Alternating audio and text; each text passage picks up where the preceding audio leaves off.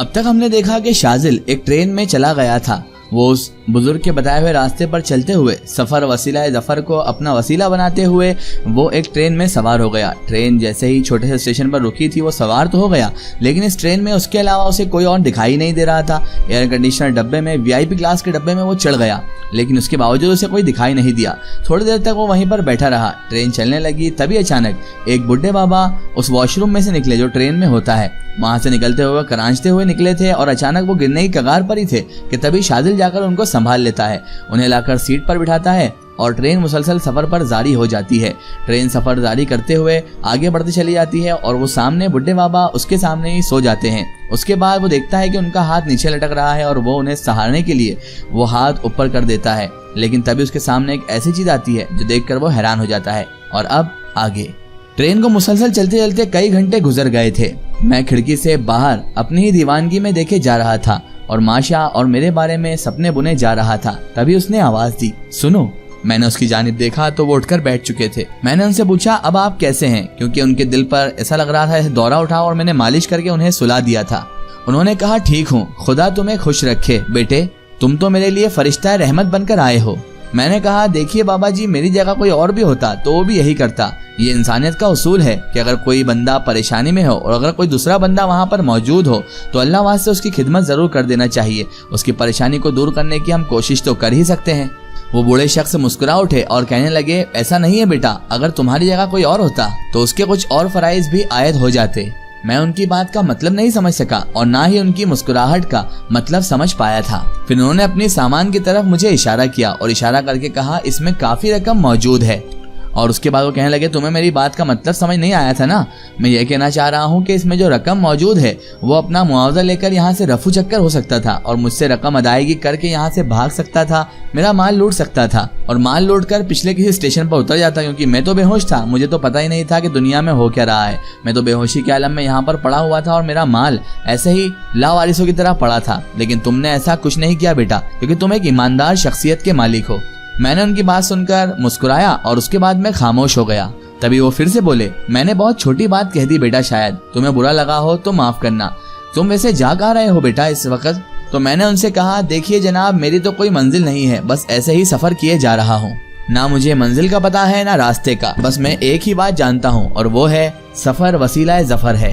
तो वो कहने लगा, क्या मतलब है तुम्हारी बात का? कोई मंजिल नहीं, कोई रास्ता नहीं? तो मैंने कहा, बस आवारा जिंदगी है और मैं हूँ और ये रास्ते हैं। आवारगी करके मैं अपनी जिंदगी गुजार रहा हूँ और मेरी कोई मंजिल नहीं है। मैं किधर जाऊँ मुझे कुछ समझ नहीं आता। मैं बस लावारिसों की तरह इधर उधर फिर रहा हूँ और अपनी मंजिल तलाश रहा हूँ। जिंदगी की गाड़ी को अपनी ट्रेन में रखकर ले जा रहा हूँ।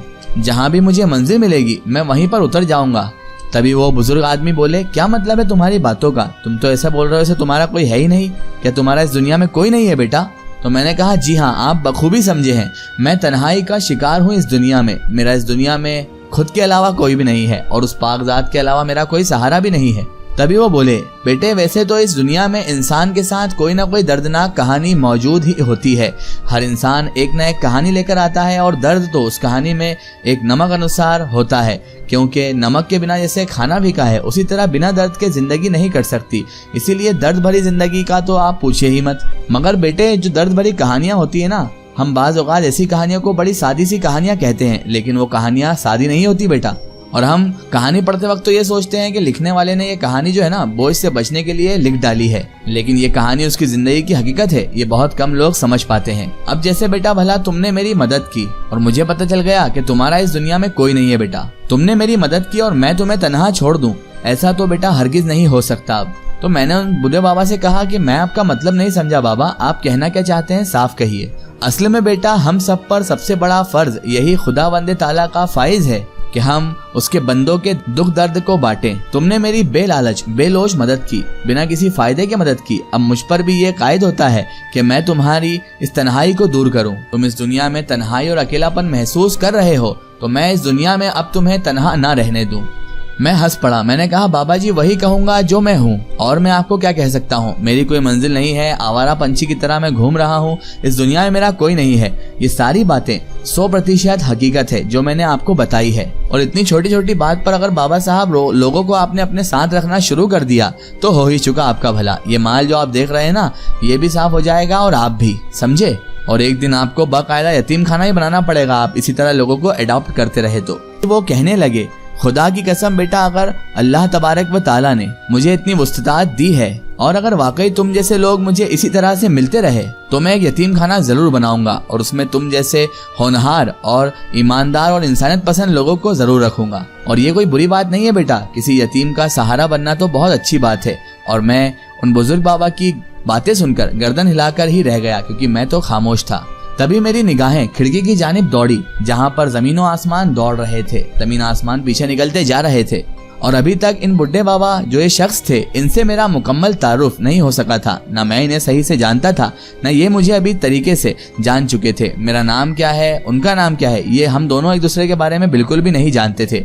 हाँ, ये जरूर था कि मैंने इनकी मदद की थी, वो भी बिना लालच बेलोच, क्योंकि मुझे इनसे क्या मिलने वाला था। मुझे तो पता भी नहीं था कि इनके बैग में क्या है या इनके सामान में इनके साथ ये क्या लाए हैं। बस रस्मी और जज्बाती बातें ही अभी तक हमारे दरमियान चल रही थी। लेकिन अब सवाल ये पैदा होता है कि मैं शाजिल, मुझ जैसा शख्स जिसको दुनिया में अभी तक कुछ भी हासिल ना हुआ, बल्कि एक तरह से दुनिया के दुख मेरी किस्मत में लिखे हुए हैं, और अगर मैं सहारा तलाश करूं तो किसका करूं? और किसी ना किसी को तो मुझे अपनी निगाहों से देखना ही है। फर्ज कीजिए अगर मैं कहीं भी रहूं, चाहे किसी भी जगह चले जाऊं, इंसानों के दरमियान तो मुझे रहना ही है, मुझे इंसानों के बीच में ही रहना पड़ेगा। और जहां तक माशा का ताल्लुक है तो मेरी जिंदगी नहीं बल्कि मेरी अब रूह बन चुकी थी। उसके बिना मेरी जिंदगी मुमकिन ही नहीं थी। मेरा जिस्म बेजान था माशा के बिना, और रूह से जुदा होकर जिंदगी का तसव्वुर नामुमकिन है और किया भी नहीं जा सकता। लेकिन जब तक रूह का तसव्वुर मौजूद है, हमें जिंदगी के करीब रहना बहुत जरूरी है। यानी जब तक हमारी रूह है, हमारी जिंदगी चलती है। उसी तरह अभी मुझे माशा की उम्मीद है तो मुझे अपनी इस जिस्म को जिंदा रखना था और अपनी जिंदगी को अच्छे से जीना था, चाहे अभी वो किसी भी शक्ल में हो। ये शख्स अगर मुझे अपने साथ ले जाने की पेशकश कर रहा है तो इस पेशकश को कुदरत का इशारा समझा जाए। आर्जी ही सही, कुछ दिन के लिए ही सही, लेकिन सहारा तो जिंदगी में बड़ी अहमियत रखता है ना, इसीलिए हमें ऐसा मौका नहीं छोड़ना चाहिए। तभी वो बुड्ढे बाबा बोले, बेटा तुमने ना मेरा नाम पूछा, ना मेरे बारे में कोई जानकारी ली, और ना ही तुमने अपना नाम बताया ना अपनी जानकारी। इतना बड़ा एहसान करने के बाद और इतनी सारी बातें करने के बावजूद भी बेटा हम दोनों एक दूसरे से ना वाकिफ हैं। खैर, मेरा नाम इम्तियाज अली है। एक छोटा सा हिल स्टेशन है जिसे हम जमानगढ़ी बोलते हैं। जमानगढ़ी में हमारी आजी रिहाइश है, जहाँ पर मेरे बच्चे कारोबार करते हैं। सबसे बड़ा बेटा इंग्लैंड गया हुआ है, दूसरे बेटे का नाम नासिर अली है जो मेरे साथ रहता है, और बाकी के बच्चे जो हैं मेरे वो आते जाते रहते हैं। बहरहाल बेटा अभी हम जमानगढ़ी ही चल रहे हैं, और मेरा ख्याल है बेटा कि अब वो ज्यादा दूर बचा नहीं है। लेकिन बेटे तुमने अभी तक मुझे अपना नाम नहीं बताया। नौजवान, क्या तुम्हारा नाम क्या है, बताइए। मैंने कहा मेरा नाम शाजिल है। चलो ठीक है बेटा शाजिल, मेरे को लगता है तुम इससे ज्यादा कुछ बताना नहीं चाहते। मैंने कहा कि हाँ बिल्कुल आप ठीक कहते हैं। तभी वो बोले, तैयारी कर लो, क्या समझे तुम? मैंने कहा ठीक है, बिल्कुल तैयारी है। फिर इम्तियाज अली मुझे अपने बारे में बताते रहे। इम्तियाज अली साहब ने मुझे बताया कि असल में मुझे गैस की बड़ी तकलीफ है, और यही गैस की तकलीफ कभी कभी मेरे हार्ट पर, मेरे दिल पर हमला कर देती है। डॉक्टर से कई बार चेकअप कराया है, दिल की बीमारी तो नहीं है मुझे, लेकिन दर्द जो है वो इसी तरह होता रहता है। दवाएं लेता रहता हूँ लेकिन दवाओं का चोर हूँ, लेकिन दिल नहीं चाहता कि ऐसा करूँ, फिर भी करना पड़ता है। फिर मैंने ट्रेन की रफ्तार को अचानक से सुस्त होते हुए देखा। उनकी बात से मेरा ध्यान हटा और मैं बाहर देखने लगा। जमानगढ़ी नामी एक स्टेशन आ गया था। इन बुजुर्ग की बात के मुताबिक बादलों के बीच में घिरे हुए ऊंचे ऊंचे पहाड़ वहाँ पर मुझे नजर आ रहे थे। अभी तो जमानगढ़ी के बारे में मुझे कुछ मालूम नहीं था, इम्तियाज अली साहब से ही सुना था कि वहाँ एक हिल स्टेशन है। ट्रेन रुकी, इम्तियाज अली साहब ने मुझे इशारा किया और मैं इम्तियाज साहब के साथ दरवाजे पर आ गया। तभी उसी वक्त मैंने कुछ लोगों को ट्रेन की तरफ दौड़ते हुए देखा। उनमें एक खूबसूरत सा नौजवान भी था, एक तकरीबन 40 साल आदमी भी।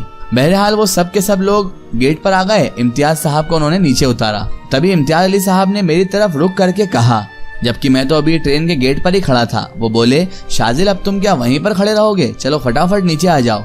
मैं नीचे उतर आया उनके कहने पर। मैं तो थोड़ा झिझक रहा था, शर्म भी आ रही थी, लेकिन उन्होंने मुझे हिम्मत दिलाई और मेरा हाथ पकड़कर उस आदमी की तरफ मुझे इशारा कर दिया। नासिर मियाँ, ये हमारा एक और बेटा है। तफसील तो बाद में बताएंगे हम शाजिल मियाँ के बारे में, बस समझ लो शाजिल मियाँ हमारे बहुत करीब हो चुके हैं। अरे आइए आइए मोहतरम चचा जान, उम्र में आप हमसे बड़े तो मालूम नहीं होते। एक खूबसूरत नकूश के नौजवान ने आगे बढ़कर मुझसे कहा। आगे बढ़कर वो मुझसे कहने लगा, ये मेरे वालिद साहब हैं और मेरे दादा जान, और मेरा नाम है हसन। लेकिन अफसोस की बात है किसी ने मेरा तारुफ नहीं करवाया। मैं तो खड़ा खड़ा इन सबको देख रहा था। ये इस तरह से पेश आ रहे थे जैसे ये मुझे सालों से जानते हों और मैं इम्तियाज अली का बहुत खास लड़का हूँ। अब क्या होगा, क्या इम्तियाज अली वाकई में शाजिल को सहारा देने आए हैं या फिर पिछली हवेली की तरह ही, अयाज शेख की तरह ही और नौशीन लड़की की तरह ही ये भी कोई जिन्नातों का जाल ही है। ये सब जानेंगे हम इस वीडियो के अगले पार्ट में।